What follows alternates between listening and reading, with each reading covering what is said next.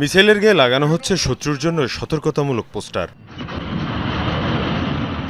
এরপর ইসরায়েলি ভূখণ্ড আর মার্কিন বিভিন্ন ঘাঁটি লক্ষ্য করে ছোড়া হচ্ছে একের পর এক মিসাইল। এর পাশাপাশি রকেট এবং ড্রোনও ছুটছে ইরানের সামরিক বাহিনী। এ অবস্থায় ইরানের সেনাপ্রধানের হুঁশিয়ারি, দেশটির ভূখণ্ডে মার্কিন ইসরায়েলি স্থলসেনা প্রবেশ করলে জীবিত ফিরতে দেওয়া হবে না কাউকেই। সেনা সদস্যদের আরো কঠোর যুদ্ধের জন্য প্রস্তুত থাকার নির্দেশ দেওয়া হয়েছে।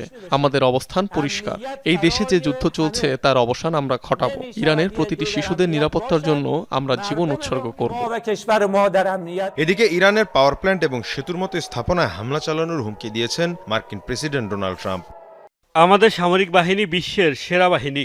আমাদের পরবর্তী লক্ষ্য ইরানের বিভিন্ন সেতু, এরপর টার্গেট করা হবে বিভিন্ন পাওয়ার প্ল্যান্ট। গেল কয়েকদিন ধরে ইরানের বিভিন্ন সেতু লক্ষ্য করে চলছে মার্কিন ইসরায়েলি হামলা। বৃহস্পতিবার কৌশলগতভাবে গুরুত্বপূর্ণ কারাত সেতুতে হামলায় প্রাণ গেছে অন্তত ৮ ইরানির, আহত হয়েছেন শতাধিক।